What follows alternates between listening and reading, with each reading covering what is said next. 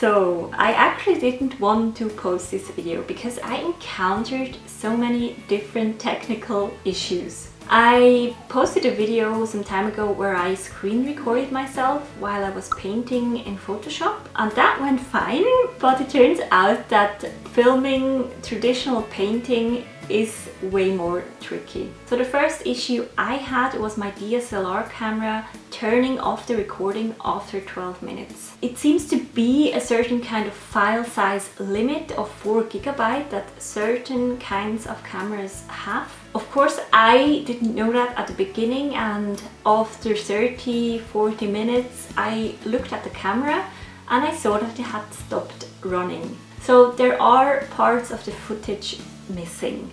When I googled that issue, I did find a few solutions, like installing second-party software on the camera, but I'm not quite sure I'm going to do that. Maybe I'll just set a timer on my phone after 11 minutes to then start a new recording. So if you have ever encountered this problem and you have a good solution, please let me know. And another thing I want to do better the next time is my lighting.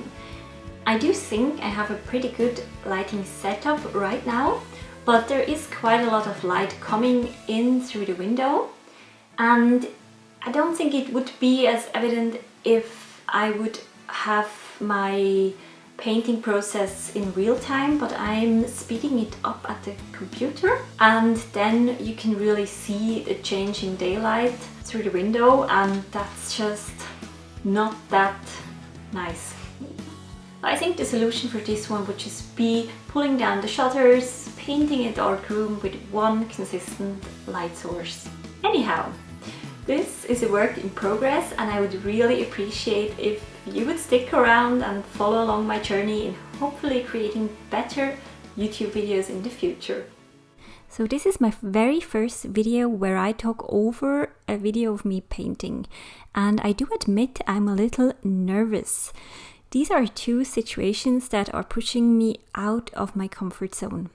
Firstly, someone looking over my shoulder while I paint, although that's someone being a camera, but still. I have always been a little stressed out as soon as someone started looking at what I'm drawing or painting. As a kid, I always used to cover my drawing with my hand as soon as someone looked. But as I got to art university, I kind of stopped doing that because it is pretty childish. But still, it usually got me kind of angry when I realized that someone was looking. This most likely stems from some old memory when a relative maybe made a mean remark, like, "Oh, that's a weird looking animal you're drawing," or "That head is way too big," or even worse, "What even is that you're drawing?" Can anyone relate? But I really am getting more comfortable when people watch, and by making videos like this, I really want to lose that fear. And on the other hand, I really enjoy other people drawing. I like to watch, and I think it's pretty beneficial to learn how other people paint and what their process is, and it's also entertaining. The second situation that drags me out of my comfort zone is me speaking in English. I do have some experience speaking in Swiss German because I have been doing a weekly podcast with my friend Sabrina for the past 2 years. It's called Definitiv Kreativ, and although it's not always easy to create a new episode every single week, I really enjoy doing it. We speak about all kinds of topics around creativity, working as a freelancer and a creative business owner. Sabrina works as a graphic designer in her own company, and she also does wedding photography. So the topics on the podcast for her are around those areas of work.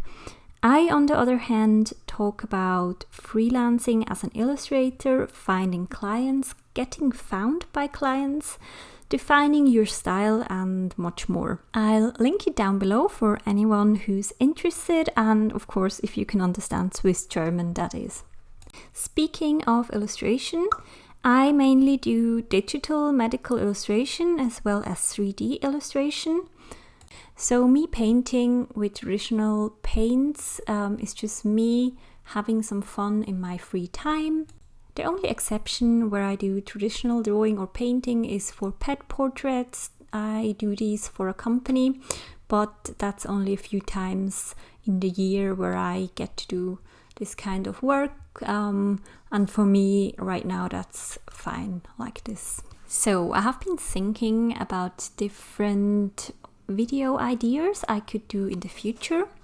I have been thinking about doing a day in my life as a medical illustrator, where I would take you along in my day. But it's just not that easy to show works in progress because my clients usually don't want me to show any work before they publish their projects and papers, which sometimes is many months after me finishing the illustrations. But I will figure out a way to do that. Maybe I'll do a self-initiated project, or for now I'll just record me painting on personal projects. Last year I did Inktober for the first time.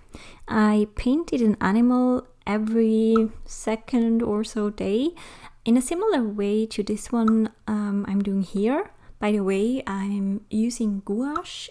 That's kind of my all-time favorite traditional medium. So for these animals I painted, I set a rule for myself, and that rule was that the animal had to be from a horror movie. Inktober is during Halloween time, and I have always loved horror movies, and I just thought that would be a really fun idea. So please comment down below, do you like horror movies? And are you planning in doing Inktober this year?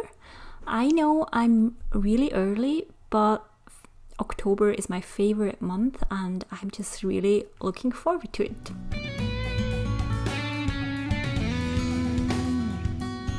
So I hope you enjoyed this video, even though it wasn't perfect. Please subscribe for more videos like this, just better maybe? Yeah, thank you for watching, I really appreciate it. Goodbye!